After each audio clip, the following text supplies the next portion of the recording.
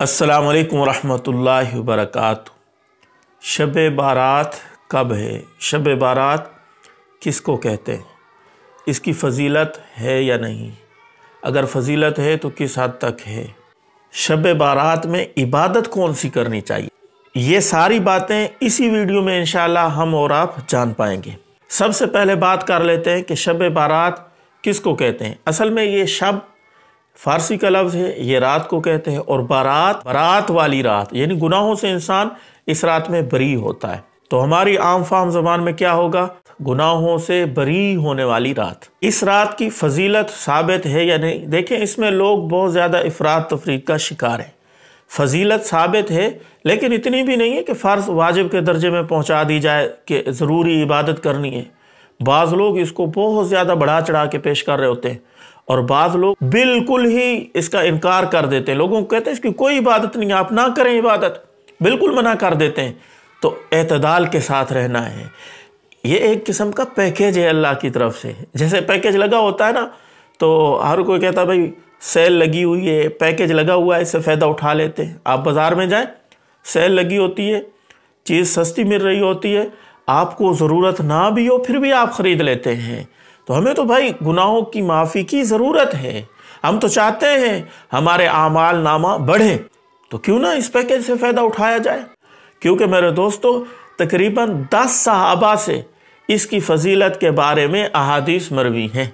एक हदीस मशहूर है, हज़रत अम्मी आयशा रज़ी अल्लाह तआला अन्हा फरमाती हैं, जिसका मफ़हूम है कि एक दफ़ा मैंने रसूलुल्लाह सल्लल्लाहु अलैहि वसल्लम को अपने पास नहीं पाया, मैं चली गई, रसूलुल्लाह सल्लल्लाहु अलैहि वसल्लम को कब्रिस्तान में पाया और रसूलुल्लाह सल्लल्लाहु अलैहि वसल्लम ने फरमाया, आयशा जानती हो आज कौन सी रात है? आज 15वीं शाबान की रात है। इस रात में अल्लाह ताला बनु कल्ब की बकरियों के बराबर लोगों की मग़फ़रत करते हैं। ये बनु कल्ब एक कबीला था जो बकरियों से बहुत ज्यादा मशहूर था, इनकी बहुत ज्यादा बकरियां थी। तो रसूलुल्लाह सल्लल्लाहु अलैहि वसल्लम ने फरमाया, जिसका मफ़हूम है बनु कल्ब की बकरियों के बालों के बराबर। हम और आप अंदाजा कर सकते हैं कितने ज्यादा लोगों की अल्लाह ताला इस रात में मग़फ़रत फरमाते हैं।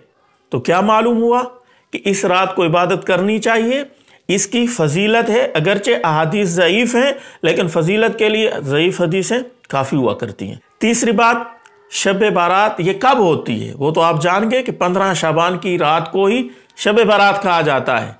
अब 2024 में अभी शाबान का महीना है, आज 10 शबानुल मुअज़्ज़म है। आप आगे गिन लें कौन सी रात बन रही है। आज 10 शबानुल मुअज़्ज़म है और गालिबन आज 21 फरवरी है।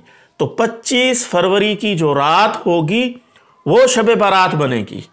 25 फरवरी एतवार का दिन गुजार के जो शाम आएगी, मगरिब की अजान होगी इतवार वाले दिन, तो इस मगरिब के वक़्त से वो शुरू हो जाएगी। अब इस रात में इबादत कौन सी करनी है? तो इसमें शरीयत ने कोई पाबंद नहीं किया। जो भी आप चाहें आसानी के साथ नफली इबादत कर सकते हैं। चंद चीज़ें मैंने यहाँ नोट की हुई हैं, इनका एहतमाम ज़रूर किया जाए इस रात में, इससे फ़ायदा उठाना चाहिए क्योंकि एक तरतीब से काम हो ना फिर आसान हो जाता है। सबसे पहली बात, इस रात में नवाफिल पढ़ने के बजाय इंसान कोशिश करे, नवाफिल भी पढ़े लेकिन ज़्यादा तवज्जो दे कज़ा नमाज़ों के ऊपर।